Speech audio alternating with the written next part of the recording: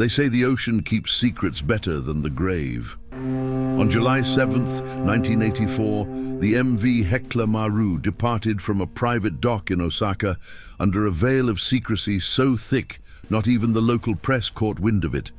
No public announcement, no ceremonial departure, just the sound of creaking metal, the slow groan of steel meeting salt, and 32 men climbing aboard under a moonless sky. Officially, the freighter was commissioned to deliver industrial mining equipment to a remote Chilean port. But something about the way the containers were sealed, triple locked, marked with stenciled warnings in faded red kanji, unsettled even the most seasoned sailors. The captain, Hideki Onishi, was a career mariner known for his stoicism and near-obsessive adherence to protocol. His logbook, later found water-damaged and half-burned, began normally enough. Departure at 5:20 hours, weather clear, crew in high spirits, engines responding within optimal parameters, expected to make landfall in 23 days, sea.com. Those were the last words of normalcy.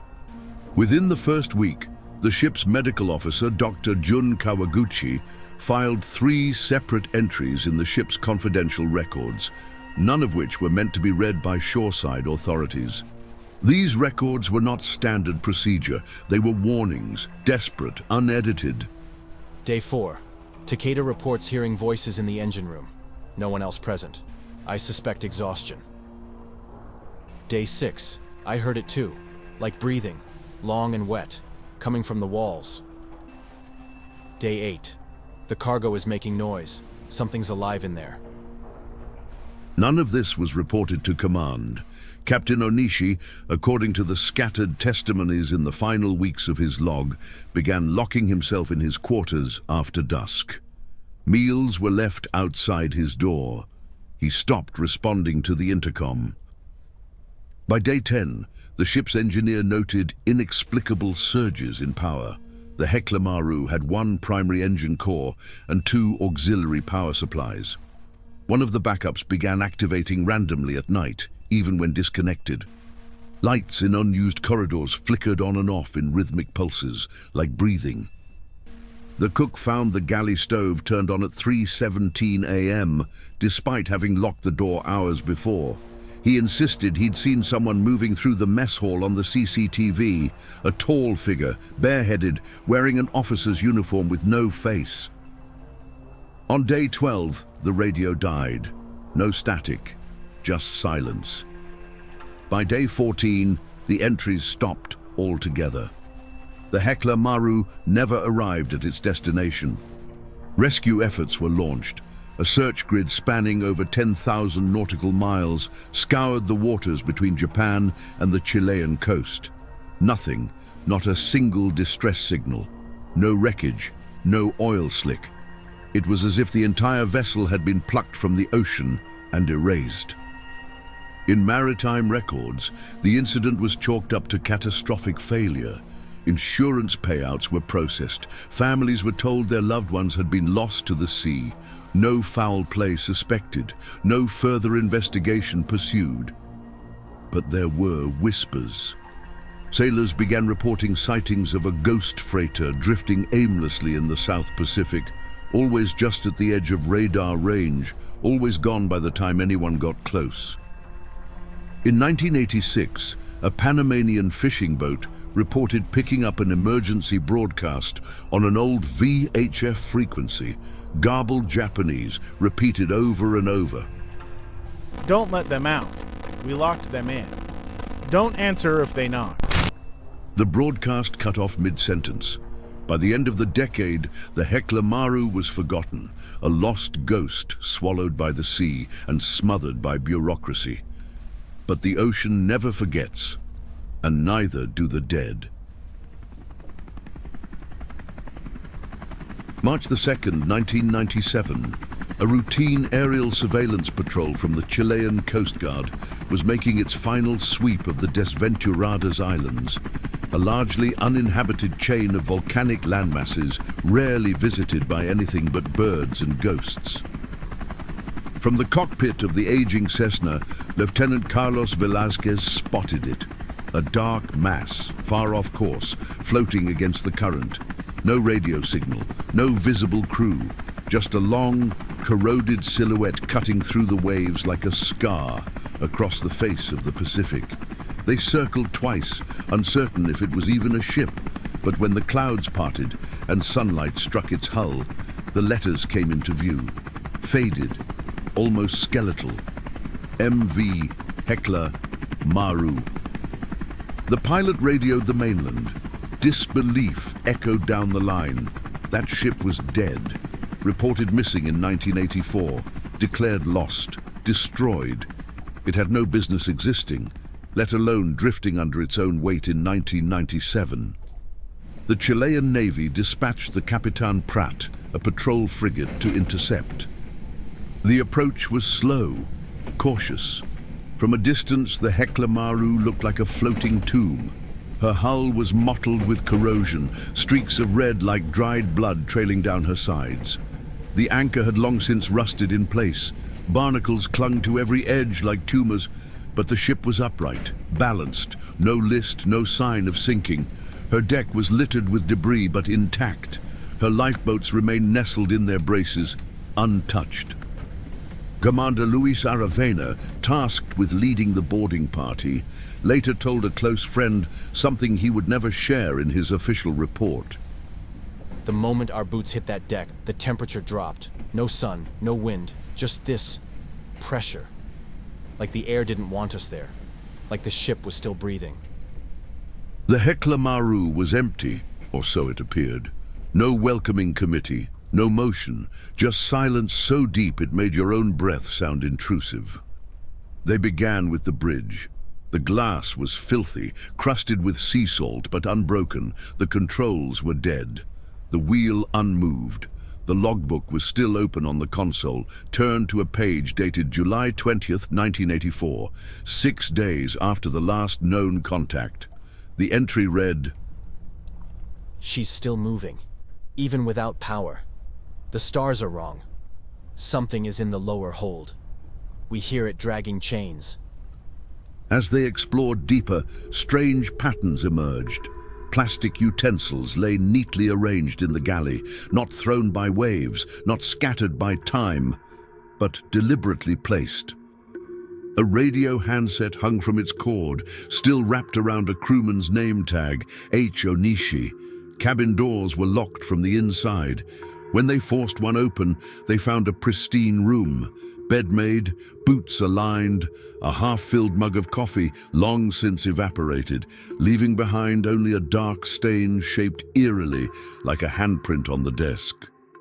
The engine room was cold, too cold. Despite the tropical waters outside, frost had formed on some of the metal piping.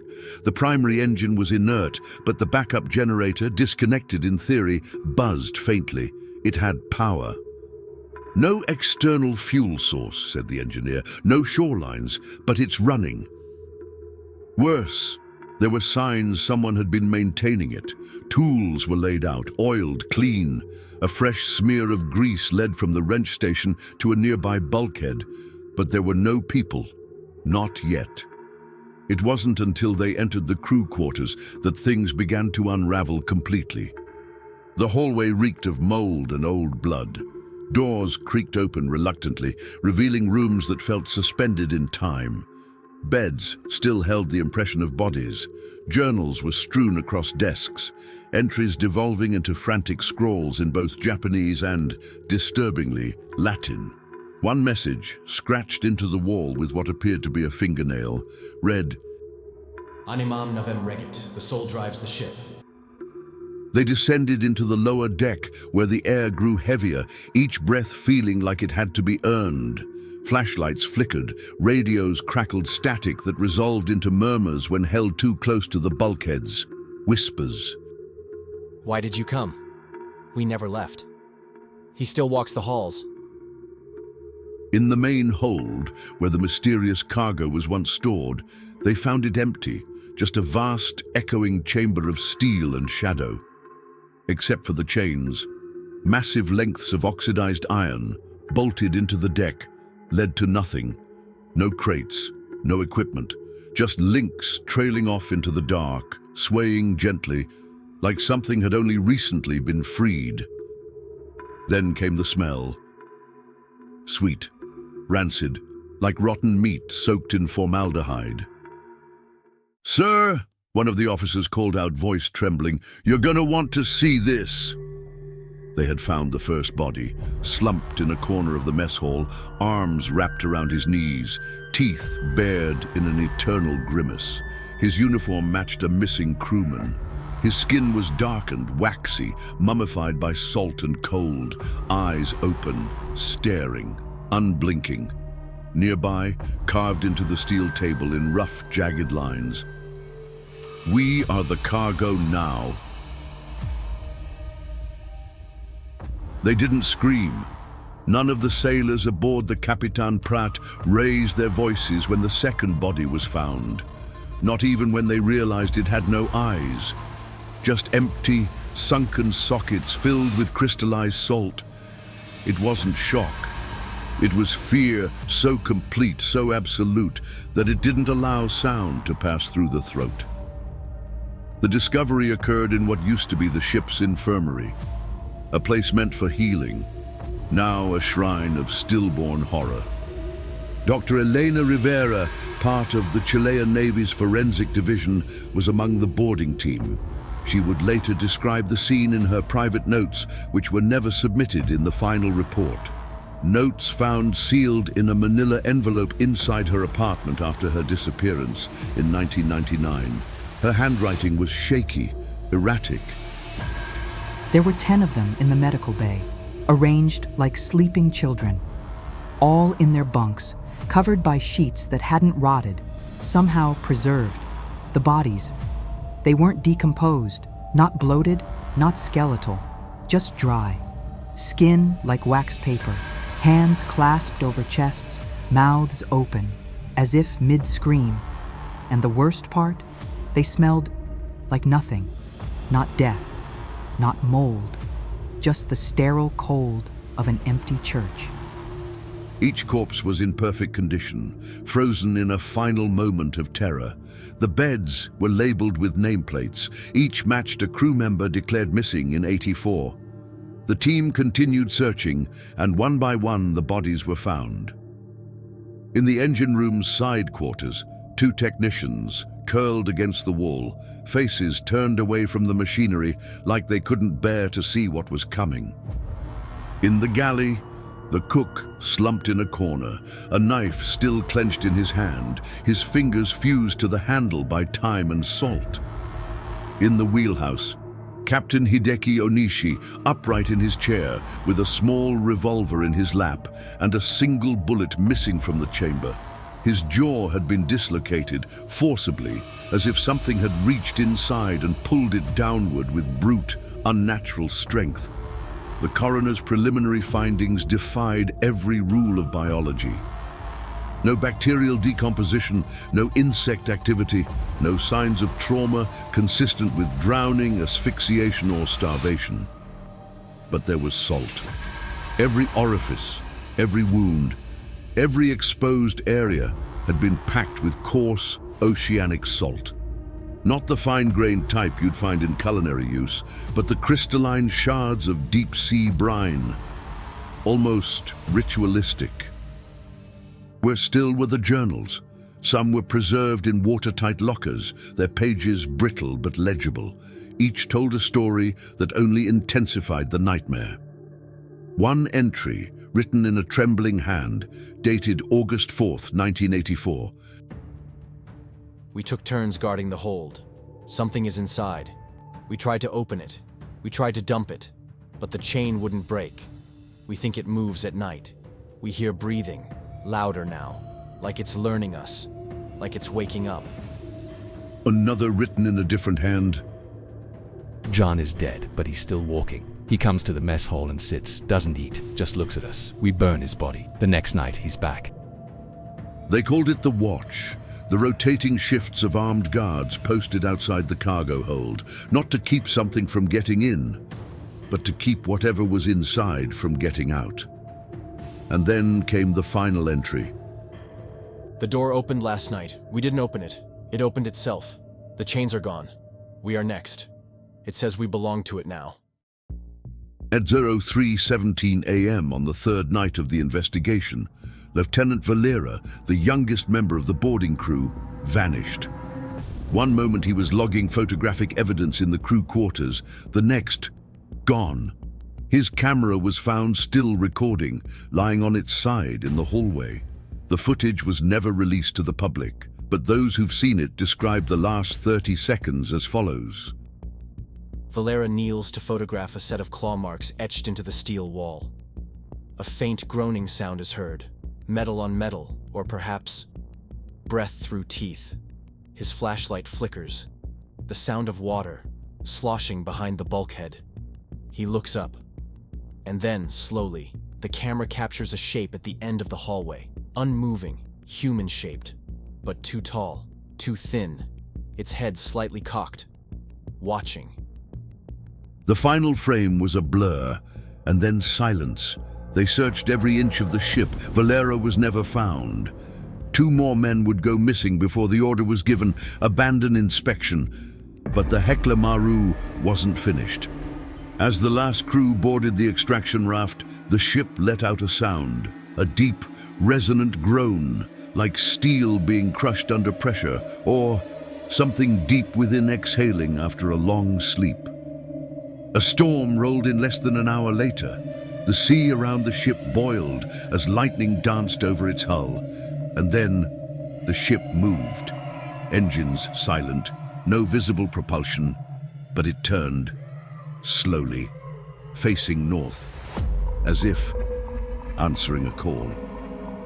Commander Aravena's final transmission before the ship was lost again said only this: We are not alone on this vessel, and we never were. The order to tow the Hekla Maru back to Valparaiso was signed reluctantly, more out of protocol than conviction. A crew of 12 was selected for the task, including naval engineers, an occult historian from the University of Santiago, brought in under the guise of cultural assessment, and 2 men from the Ministry of Defense, who never gave their names. They weren't there to study, they were there to contain. By the 4th day of the tow, something became clear. The Hekla Maru didn't want to go. The steel cables groaned, snapping tight every night between 2 and 3 a.m., as if the freighter were resisting the pull, and always, during that hour, fog would rise from the sea, thick, yellow-gray, oily to the touch, smelling of rust and decay. It was on the 5th night that the first incident occurred. Chief Engineer Mateo Soria, working a late shift on the tug vessel, radioed the bridge in a panic. He'd heard tapping sounds, soft, rhythmic, from the hull. At first he thought it was pressure from the tow lines, until the taps began answering his knocks. Not echoes, responses. They followed a pattern, 3 slow, 2 fast. Then silence.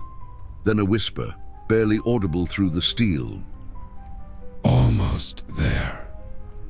The next morning, Soria was found in the engine room.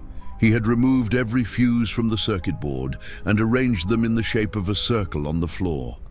Inside the circle, he sat cross-legged, eyes rolled back, muttering something in broken Latin. They sedated him. He died an hour later. Autopsy revealed his lungs were packed with brine and seaweed, as if he had drowned. But he had never left the ship. The historian, Dr. Renata Vivar, began connecting the pieces. She had read the crew journals. She had traced the Latin phrases scratched into the walls. She believed the ship had been carrying more than machinery. In fact, she was certain the crates in the hold had never been standard cargo at all. Inside her notes, later recovered from her cabin, she wrote, The language used in the journals is pre-Christian. The same phrases appear in Mediterranean sea curse tablets from the 3rd century BCE. These were not engineers, they were wardens. She cross-referenced the logbooks with ancient texts and found a recurring term, Pelagium Custos, the Deep Keeper. A being or force bound in chains, submerged and transported in sacred vessels, always under the protection of religious rituals lost to time. The Hekla Maru, she concluded, had been a prison, a floating sarcophagus. And someone had opened the door. The man from the ministry confirmed nothing, but his silence was telling. That night, the towing lights failed, then the communications, then the stars. They looked up into a sky they no longer recognized. The constellations had changed or moved. And then the voices returned. This time everyone heard them, not over the radio, not through the walls, inside their minds. Words not spoken, but implanted, like memories they never lived. They promised release. You came for them. But now, you will stay. One of the sailors walked off the deck of the tug without a word, just stepped into the water and never surfaced. They tried to cut the lines. Steel on steel screamed across the waves, but the cables held. One officer swore he saw them weaving themselves back together. The next night, they decided to destroy it. If the ship wouldn't come willingly, they'd send it to the bottom of the ocean. They packed the hull with explosives, set to detonate from a safe distance. But when they triggered the sequence, nothing happened. Instead, the ship's interior lit up, not from fire, from within. Lights flickered on in every corridor. The bridge blazed with cold white luminescence. The windows glowed, and they moved behind them. Silhouettes, tall, thin, watching. Not the crew, not echoes. Something else. And then, the ship spoke. The sound came from its hull, low, guttural, like tortured steel. But it carried meaning. A voice made from pressure and tide. Not yet. Then came the fire, not from sabotage, not from explosives. The Capitan Pratt, stationed 20 nautical miles away, watched in disbelief as the Hekla Maru ignited. No explosion, no flash, just sudden, total combustion.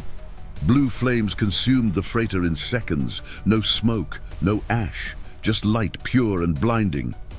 When it cleared, the ocean was empty. Not a scrap of metal, not a ripple, just black water under a starless sky. And then, from the tug's dead radio system, one final message crackled to life. He has not finished dreaming. For weeks after the fire, the Chilean Navy enforced a total media blackout. No official explanation was ever offered regarding the sudden disappearance of the MV Hekla Maru. Again, no wreckage was recovered. No signal. No oil slick. Nothing. The 12-man crew assigned to the towing operation were all declared lost at sea during inclement weather. Families were offered generous compensation packages and in quiet conversations behind closed doors, warned not to pursue the matter further. But the sea never forgets. 3 months later, a Japanese cargo ship reported interference on its emergency channel while passing near the Desventuradas. They picked up an old distress signal, repeating in intervals. The source, an unregistered signal bouncing from the coordinates where the Hekla Maru had burned. The signal was weak, faint, but the message was clear. We're still here. Please, bring chains. That was the first. Then the sightings began. Fishing vessels described a shadow on the horizon that didn't match any known vessel. A long black silhouette drifting just below the surface. No engine, no light, no movement, until you looked away. In Peru, an entire coastal village awoke one morning to find salt dusting every rooftop, thick enough to scrape by hand. No tides had risen, no waves had breached the seawalls. Yet, the scent of deep ocean rot hung in the air for days. In Tahiti, a young woman went missing while scuba diving with her father. When he was rescued, delirious with sunburn and dehydration, he said she had seen something underwater, a massive shape, like a ship without a hull, resting on the ocean floor, with windows that looked inward instead of out. He said she swam toward it. She never came back. The final report on the Hekla Maru was locked in a vault in Tokyo, sealed under national security protections. But a single page was leaked, a transmission dated August 4th, 1997. From Tomas Aravena, the Chilean commander who led the initial boarding. He had been transferred to a psychiatric facility shortly after returning. No visitors, no statements. But the page, scanned, blurry and incomplete, contained his final words. We were not meant to hold it. It dreams through steel. The chains were never for the cargo. The chains were for us. 2 weeks later, Aravena disappeared from his locked room. No sign of forced entry, just a trail of seawater and salt. And then, on the 13th anniversary of the second disappearance, something impossible happened. In the middle of the Pacific, the research vessel Calypso Dawn crossed paths with a vessel not listed on any manifest. It drifted silently, rust covering every inch, windows shattered, deck torn open like a ribcage pried apart, paint stripped save for a single word etched in rust across the bow. Hekla Maru. They didn't board, they didn't report it. They turned and fled. But one crew member filmed 30 seconds of footage. It's never been aired officially, but it leaks. Sometimes, in the video, the ship floats motionless, but something moves within it, shapes in the dark, not walking, pacing, waiting. A single voice, barely heard beneath the static, says, They never left. They're watching from the dark, and they're not alone anymore. You see this, the ocean is not empty, and some ships are not meant to return, but they do. They always do, because what lies below never forgets. It just waits for another chain to break, for another door to open, for another name to be added to the list of the dead who sail.